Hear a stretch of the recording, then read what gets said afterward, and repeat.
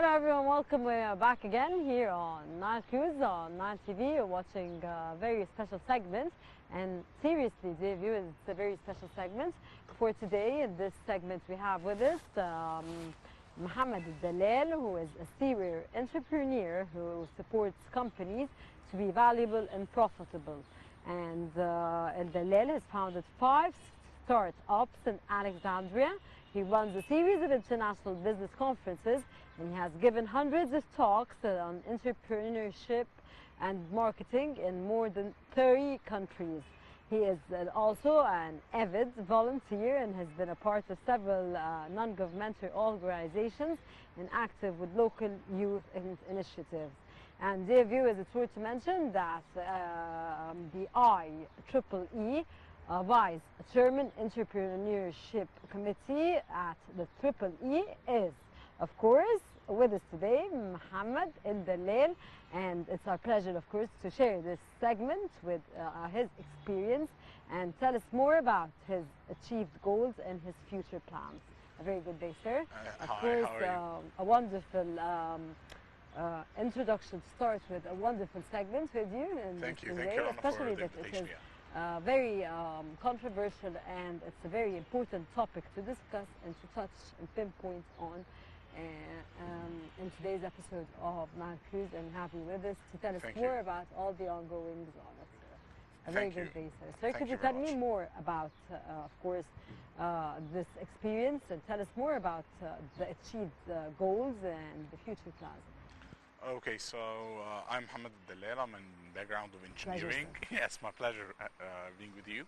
So I'm a background of engineer, electronic and communication engineer, graduate from Alexandria University. After this, I got my MBA in international business, and I'm doing my DBA on entrepreneurship. Where did you get your MBA from? From the AST. So throughout this journey, turning from an engineer to business and startups and entrepreneurship now, and actually giving lectures all over more than 30 countries about marketing and business development and supporting startups. It was a different journey than normal engineer that just got a graduate and work in the corporate or with his stuff, especially that I was from the top 10 on my class in engineering. So the normal path was very easy to go for teaching engineering or doing a master's in engineering, but I love to shift it to another thing. So I started business when I was 16 years old. So I started how old a bit are young. You now? So I'm 30 now. So I've been working for 14 years, gaining money through different or various projects. So I started with normal business or traditional trade, selling and buying some stuff, maintaining computer. Sorry, but what type of stuff did you sell? Even if we go to like bazaars, I used to have a kiosk in the bazaars of schools when I was in school, because at this age I was in school. Do you understand why I asked you this question? I asked you this question to enhance any young youth or any young person, a 16-year-old, if he desires to do this, and you are today his you're today his role model, so he can go and do it without feeling shy. Because in our country, of course, you understand. Yeah, I got your point. So yeah, that's why I asked. So actually, let me hit you to the face, as we say it. I sell eggs at some point of my life. So, but the part is how you sell eggs. At this moment, there was a bazaar in school. I remember this project very well because I gained a lot of money of it. So you gained a lot of money of eggs. So I bought eggs and crashed a little part of it, and empty it and clean it well, and put glitter and poppers, you know, the color popper, and in the cover of the egg, you mean? Yeah, inside the egg. And people started in the bazaar to play on a gamification. So you buy one and you hit someone in his head, and all the glitter and the papers fall on his face, and the kids start like buying more and more to play more with each other. Like poppers with not a different concept. But inside the egg. You introduced a new concept, which actually at this moment I think this was like 14 years ago, and the eggs was very cheap, not like these days. But I was selling the one with 5 Egyptian pounds, which was much at this moment. So it's more than $1 at this moment in the bazaar, and I gain a lot of profits. So it's not about what are you selling. I worked in the This is mobile what I want phones. you to introduce Yeah, to the young ones. simply when you are doing business, it's not about from where to start. You need the millions, you need $1,000. Not this is the problem. The problem is the business that you have X amount of money, which is one Egyptian pound. How you build it to double it or to triple it, its number of multiple. So how you multiply the money? If you have 100 Egyptian pound, how you will get it to 200? How you started a business with 1,000 Egyptian pound? Each and every amount of capital have its business cycles. So just not because don't have the amount of money that the big capital that you would like to start your project mean that you don't start. Start with the amount of money available now, and the mindset of an entrepreneur is how to multiply this amount of money. It's not you can have 1 million, and when you started, you gain only $100,000 on the 1 million, which is a 10% ROI, which is very low. It's the idea of multiplying. So if you multiply 10,000 Egyptian pound to 20,000 in a cycle of time, like 2 or 3 months, this is the success. That when you have much more capital, you will multiply it. So it's about the factor of multiplying, how much you can multiply the money. I always, when I teach this part in business, I always say that you don't need, it's not about how much capital you have, it's about how many skills and entrepreneurial skill that you can multiply the amount in multiples. This is another issue, sir, that I wanted to point and pinpoint on, that there is nothing to make you shame of when you decide to do work. Whatever this type of work is, you just work on it. So could you tell us more about this? Because you decided, for example, at the age of 16 to work on eggs. In our culture, some people tell their children, no, no, no, you're not going to do this. And some do tell the children to go, when we see them in the North Coast a lot in compounds, going around selling, for example, fruits or sandwiches, juices or sandwiches. mangoes, they go for everything. So just introduce it to Okay, all so our young ones. It's just easy and it's just normal to do it. I wouldn't say it was normal at this time, and I know what are you telling. I experienced it actually. I don't know only know it because the family and friends pressure or unconsciously stress that what you are doing is not impactful or it's wrong, but this is normal actually. People always have resistance to new things or new ideas. So this is the normal for any entrepreneur, anyone who's starting a business. You are not moving on the normal path of people, and people will start saying, "What is this? Why are you doing this? This is not impactful." But we always say that Europe and the US or people are more civilized or having more best more place to go, or it's better to live there. But when we are seeing this or seeing the culture, people start working from 16 and 15 and 14 years old. So if we would like to take the good part, take that when you are building your child or raising your child up, you need to make him or her feel the responsibility of gaining money since they were young, not only spending money. Even if they are spending more than gaining, but the idea of their responsibility itself, that this money is earned by their efforts and their thinking and their time, build up a lot in their character and make them totally different when they are in the 20s or in the 30s and maybe more and more, because it's always mindset. We always say that entrepreneurship is mindset. It's not about the amount you gain, it's about that you have the responsibility to go and work. The good part is, Leadership, the idea of leadership. it's always like leadership when you are an entrepreneur. So the part of what's happening now, there's a change in the culture. As you mentioned, the North Coast is starting in each and every compound, or people started to accept the idea. And what happened when people goes in the college or in the university period outside Egypt, they work in fuel station and they work in shops and they work in cuisines and restaurants and serve food. Why they are accepting this when they travel and they don't accept it here in Egypt? It's all about the mindset. So I believe the good part, the culture is changing a bit. Maybe in 14, 15 years ago, it wasn't that. It was a shame, as you mentioned in the early, but I believe it's getting much better nowadays. And I would like to encourage, especially the parents. And the parents now are in the 30s and the 40s. You are not. You are from the dot-com era, so you are not very old-fashioned, or you don't know what's happening in other countries. You can Google it, and you can understand that this is part of building your character for your children. So please raise your children, be proud of them, be proud of their failures and success. Encourage them to do business, to start early and to fail early, to learn, to make them much better. Maybe they get Yeah. successful early, you might feel. Yeah. How old are your children? How many children do you have? Actually, I just got married like a few weeks ago. Oh wow, So I don't that's have children yet. congratulations. Thank you, yeah. And wish you, of course, the children that you lead, and it's obvious the day you're gonna be leading them in one discipline. Hopefully, Okay, yes. Mohammed, you come from a family of engineers, of course. Yep. How far did this affect your study, and how did you manage to study and run your own business? And what is your own business? Of course, without mentioning names, please. Okay, so mainly coming from an engineering family, we are living in a. I live in Alexandria with the family house. So most of the people in the family are engineers. My parents, my uncles, my cousins, everyone is an engineer. So by default, I was about to go for engineering.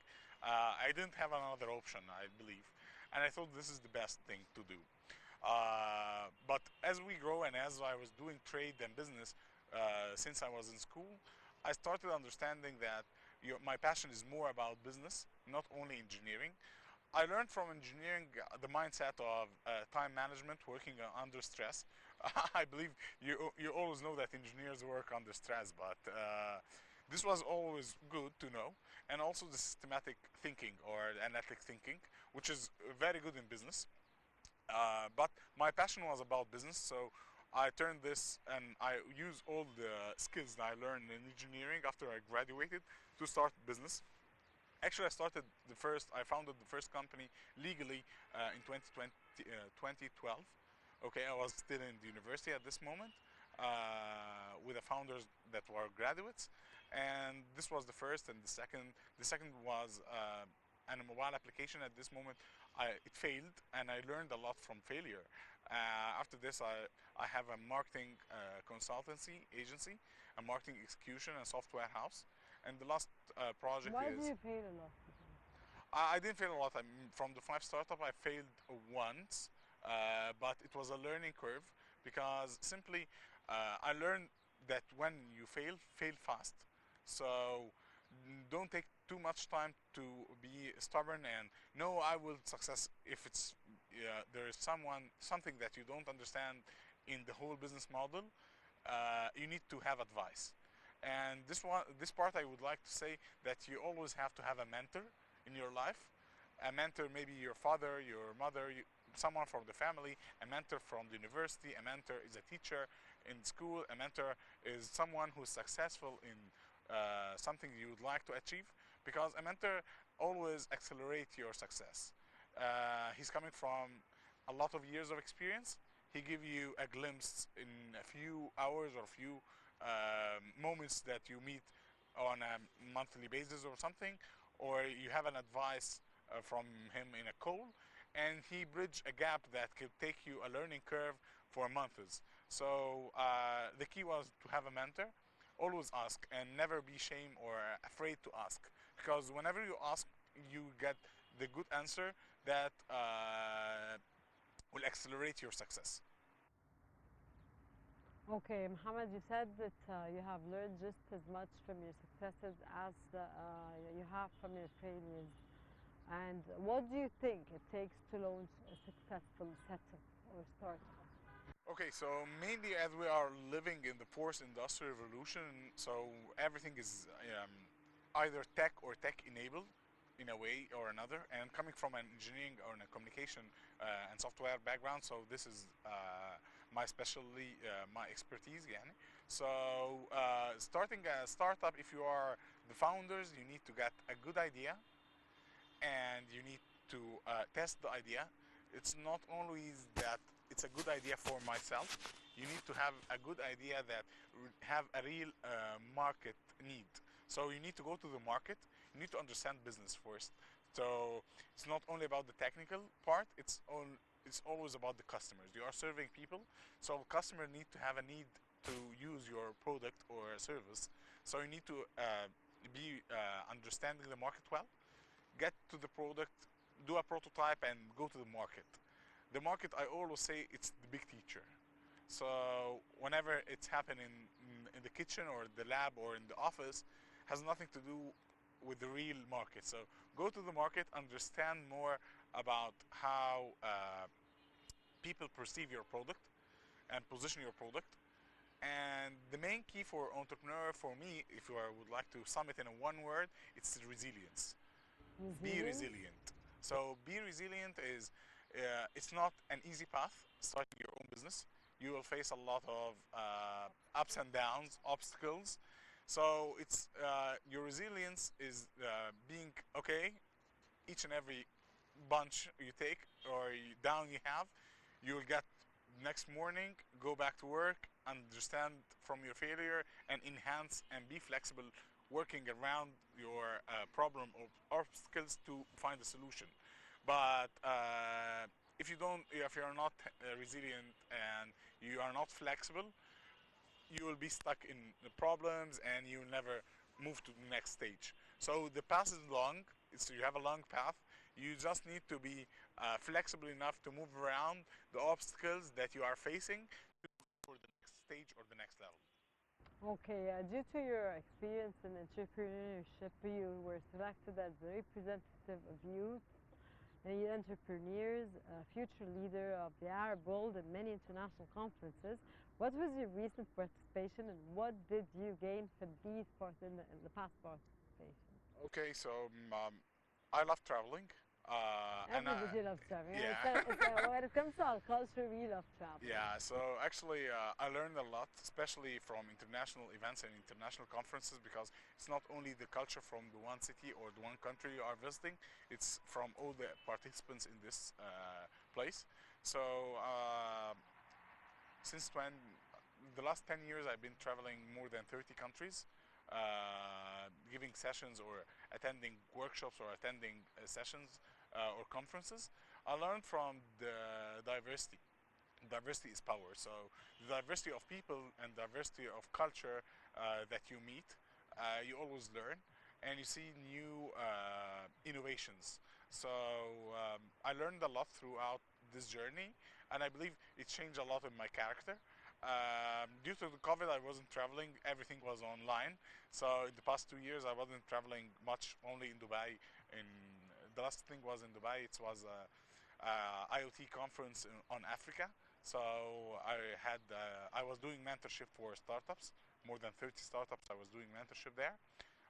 Maybe the coming period, thank God, COVID is a bit less now globally. So I will be participating in a conference in Italy about That's entrepreneurship, wonderful. and after this, I will be in another big festival. I wouldn't say the name, but it's very familiar for entrepreneurs in Paris, in France.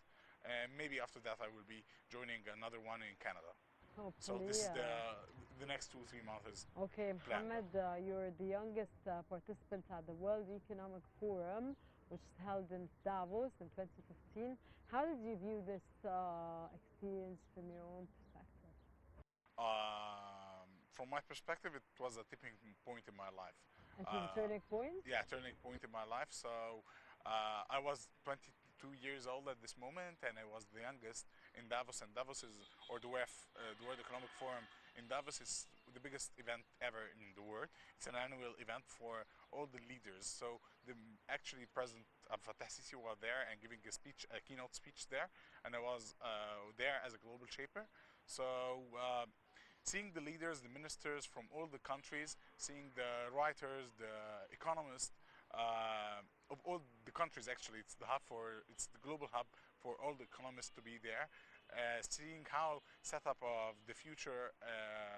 They were at this moment at 2015.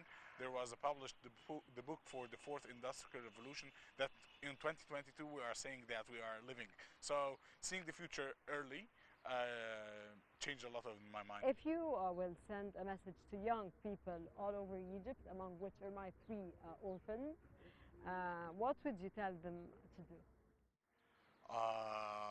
Believe in yourself well. So believe in yourself very well and believe that you can achieve a lot. Be proud of being Egyptian. I travel a lot, as I mentioned, and I saw people in a lot of multinationals and a lot of universities. And throughout my position in IEEE, I mentor or I supervise on a lot of university-based youth, and I feel we have a very good footprint globally as Egyptians, and it's time to start today, not tomorrow. Just start today with all the resources you have. You will always have challenges, so don't believe that at some point you will be happy and don't have challenges. Either money, either time, either quality, either whatever the challenge you are facing, it starts now. And be proud of yourself and believe in yourself. Mohammed, I believe as Egyptians we have it all. Yeah. We have it all in every way. We have intellectual people that are worldwide. No one ever can beat them. When we discuss religion, we are the cradle of civilization, religion.